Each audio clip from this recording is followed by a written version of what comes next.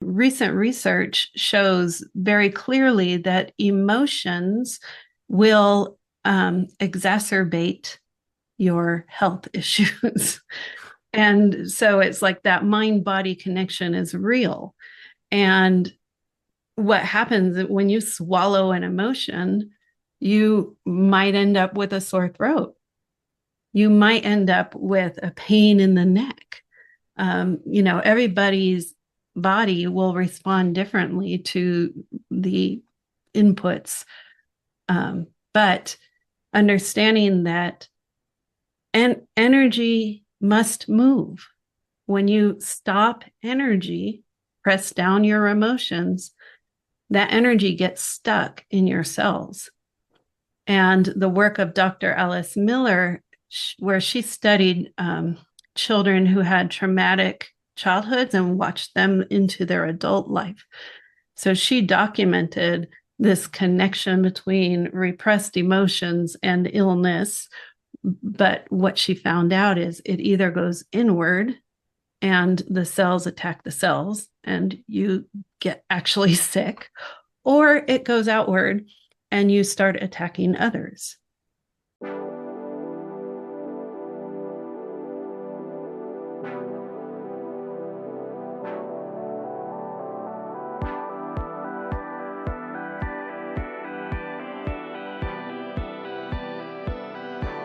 Hello, everyone, and welcome to the Truth That Heals podcast. I'm your host, Ryan Anthony Hernandez, and today we have a special guest. She is a writer, but she also has a very important mission, and that is to help bring awareness to parents on how to raise emotionally strong children, and that is a very important mission in today's day and age. So please welcome to the podcast our guest, Angela Legh. How are you doing, Angela? Welcome.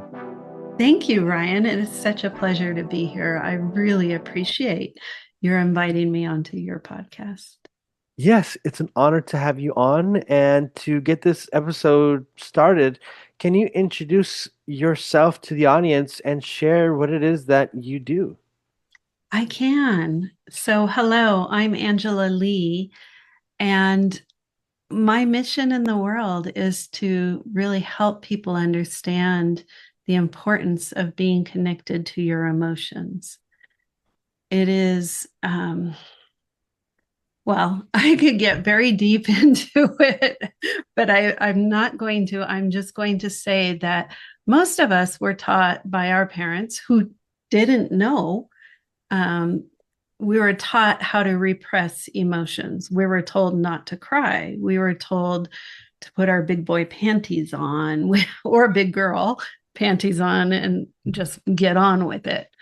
And our parents did not understand that emotional repression leads to emotional triggers, suicide, alcoholism, drug abuse, pretty much every bad thing in the world can be tied back to emotional repression. Okay, well, thank you for sharing, a bit about that background. Mm-hmm. But what was it that drew you to this actual subject? Mm. So I was raised in a house with a father who was an alcoholic, and he was angry, very angry. He was abusive in, I'll just say, every way. And what I learned as a very young child was I made a decision that I couldn't be like him. And what that meant to me, the young child, was I could never get angry. So I started repressing my emotions, and I basically kept doing it up until my 50s. And I was proud of it. I'd walk around and I'd say, I never get angry. And of course, what I've learned since then is that, of course I got angry. I just funneled it into a different way. So I would cry instead of yell. And that was my way of avoiding the behavior that my father had exhibited. And it's it's amazing how sadness is tied to anger. When you cannot express anger, you actually funnel it into sadness. As I'm listening to you, I'm thinking of um, well, two things. Mm-hmm. One is when I at times have lied to myself when it comes to Mm-hmm. emotions, and I'll tell myself that I'm only practicing self-control, and Uh, it'll make it sound a little bit more positive. right. It's acceptable to It, it manage your emotions or it's regulate your emotions. And oh boy, you know, there so emotional intelligence teachings ultimately is about self-regulation. And there's nothing wrong with self-regulation if you are actually allowing the emotion to flow. So you can make a choice of when you're going to allow it. You can delay it. You can, say, okay, I'm going to go in the bathroom and explode because I can't do it right here. But regulating, managing, repressing, it's all the same. well, that's a very important thing that you bring up right now because initially, or looking at episodes in my life, I would probably think I'm practicing self-control and then allow people to kind of walk all over me. But then you bring up the reality of repression, where even though, because it's not self-control, it's actually just repressing They're pushing your it push, down. and Yeah. it comes out of my ears or it comes out of different areas. No, it gets stuck in your cells. Oh, it gets stuck. Uh-huh. It, And that's how emotional triggers are built. mm, Because when you're pressing down this emotion all the time, the energy keeps building and building, and eventually it's going to explode. So we all know people who yes. have that explosive reaction to things. That's because they were never allowed to express their emotions. And what is the term that you use when, okay, is it self-regulating or what was it? Well, yeah. So what I teach is that emotional intelligence brings you to a point of understanding your emotions, but emotional resilience teaches you how to process your emotions. And you want to get past that emotional intelligence part and move into the next step of emotional resilience. Because if you do not process your emotions, then that's what leads to those behaviors that nobody likes in the world. And that's what leads to disease. Uh, how does that lead to disease? Is just it is all that repression? How does it affect the So, body? yeah, recent research shows very clearly that emotions will exacerbate your health issues. And so it's like that mind body connection is real.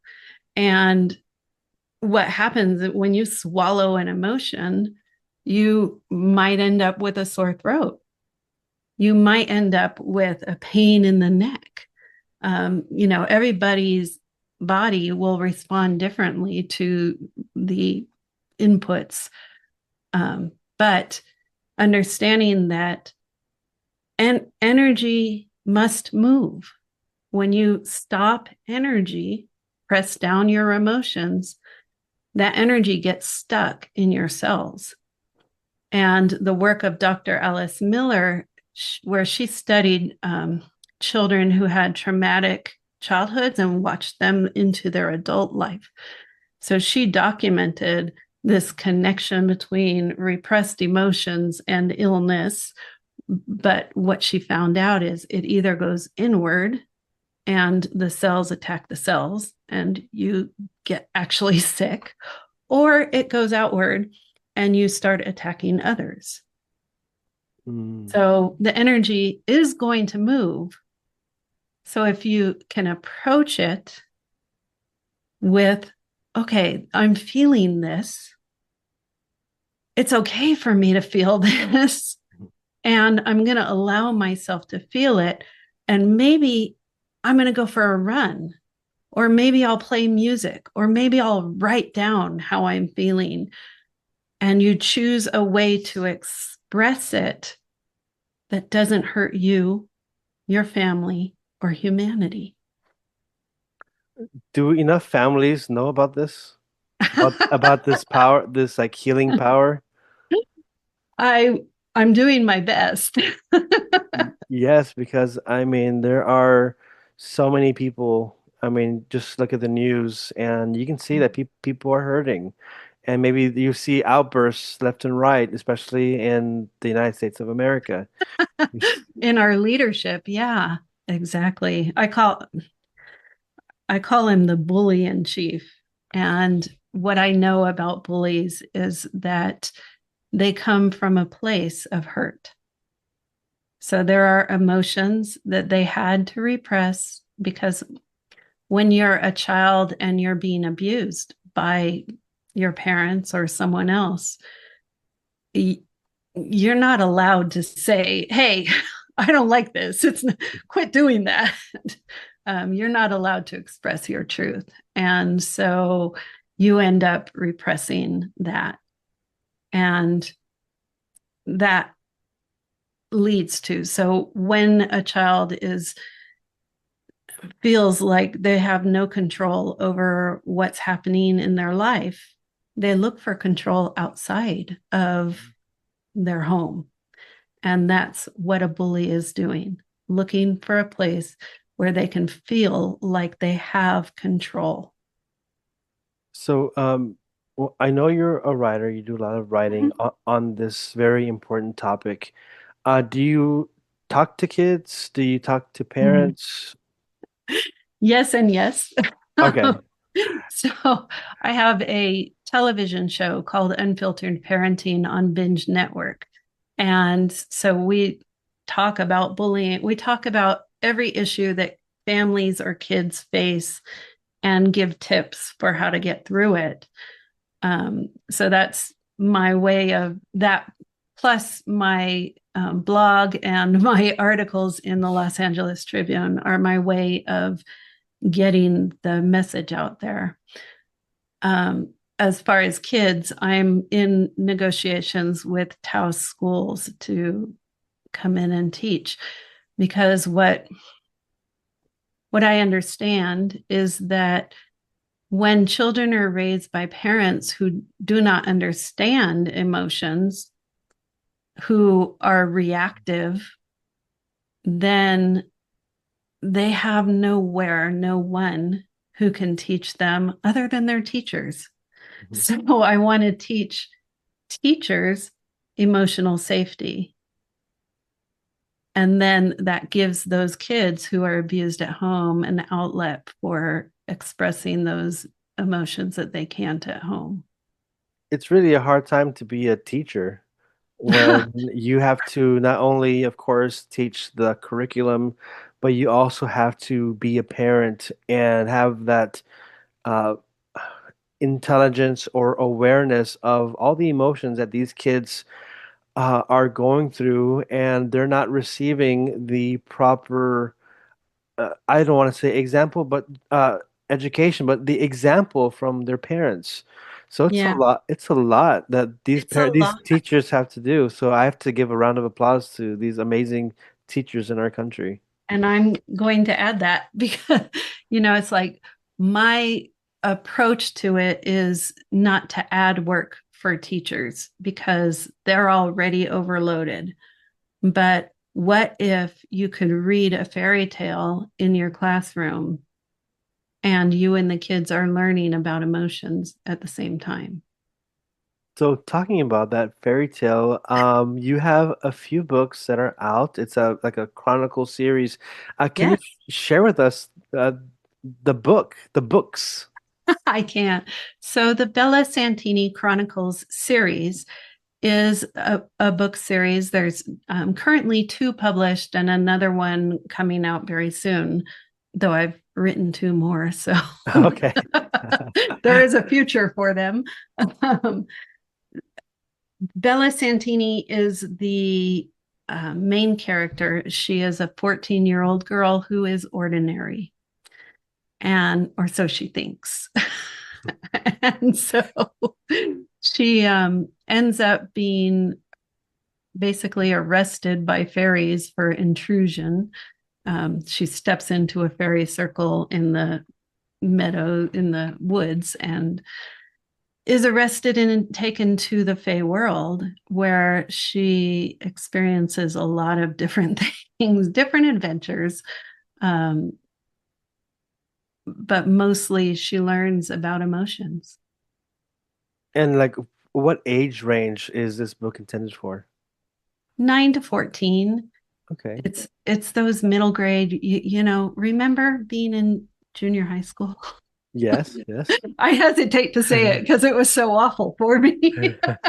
Yeah, junior high school, a time where kids are truly trying to figure out who they are, and their emotions are bigger during this time because they're just trying to, step into the next phase of their life.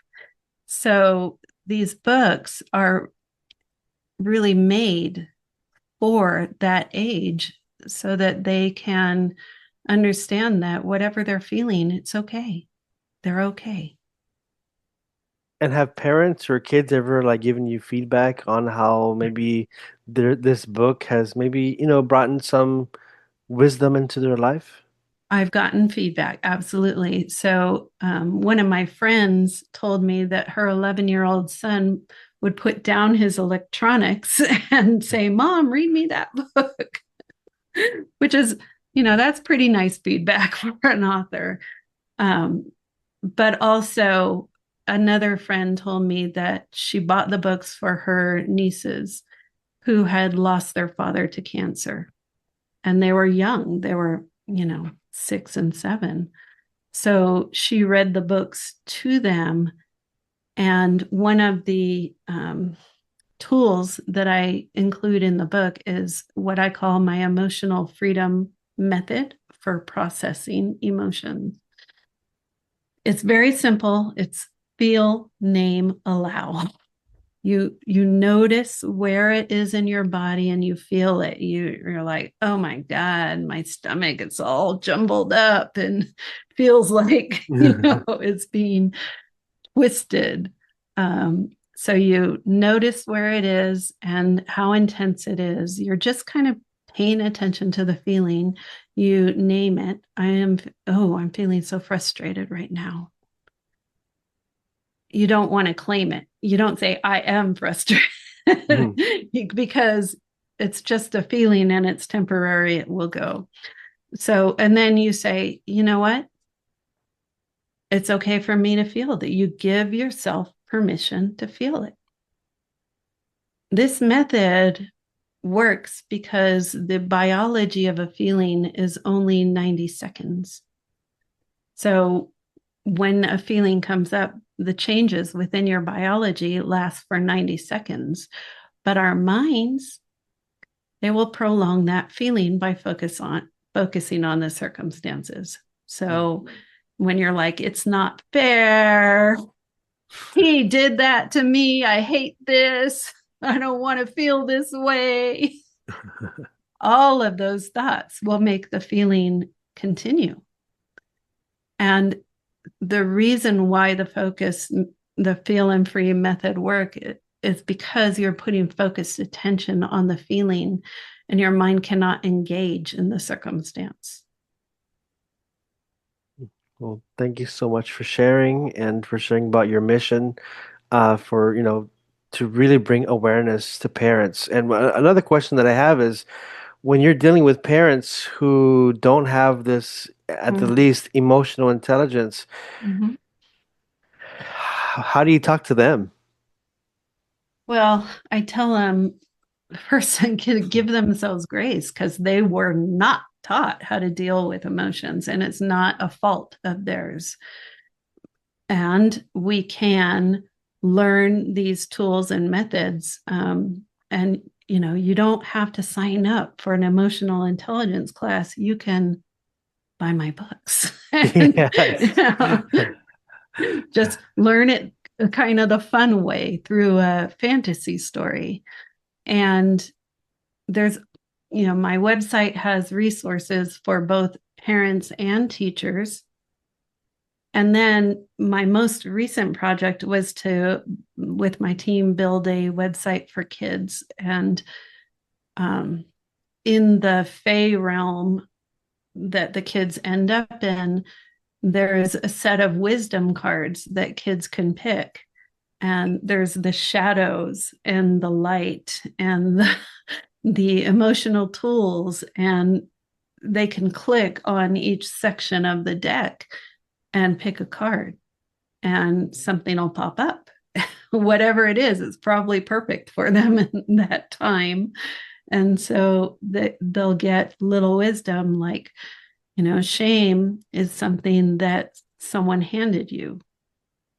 It's not something that, you chose. It was handed to you, and you don't have to accept it. That's beautiful. Thank you. Yeah. I think kids need to be aware of this, and also parents. But they also need to be aware of where they can buy your books. So where can they have your book? So my books are available on Amazon.com, on Barnes and Noble, and you can even ask your bookstore to stock them. And I know you have two websites. Care to share? Yeah. So I'm going to spell this because my name is a little different. AngelaLegh.com. It's AngelaLegh. There is no I in there. So it's LEGH.com. And that one is for parents and teachers. There's links to my articles. There's my blog, which has really, I've kind of supercharged it in the last, now I'm blogging 3 or 4 times a week. And, if you're a parent of tween, just go to my blog and you'll learn a lot. But then there's also bellasantini.com, which is a website built for kids with the intention of having kids understand that they are magical and that the magic is in how they deal with themselves in their life. Well, thank you so much for sharing. I'll be making sure to leave that all in the show notes. Thank you. The links to your website and to Bella Santini. And to close this episode, I'm going to ask you the question that I ask all of my guests, and that is, what is your truth that heals? My truth is that everyone matters, that everyone is magical, and all you need to do is learn to love yourself. Thank you so much for being a guest on the podcast and for sharing your wisdom and knowledge and your truth that heals. And to the audience, please don't forget to subscribe, like this episode, and feel free to comment. And if you would like to buy me a coffee and support this channel, you can do so by going to buymeacoffee.com/truththath7. All of your help really contributes to helping me make this podcast possible. So thank you to everyone. And again, thank you to our guest today, Angela Legh, for being a guest here and for sharing your truth that heals. Thank you so much.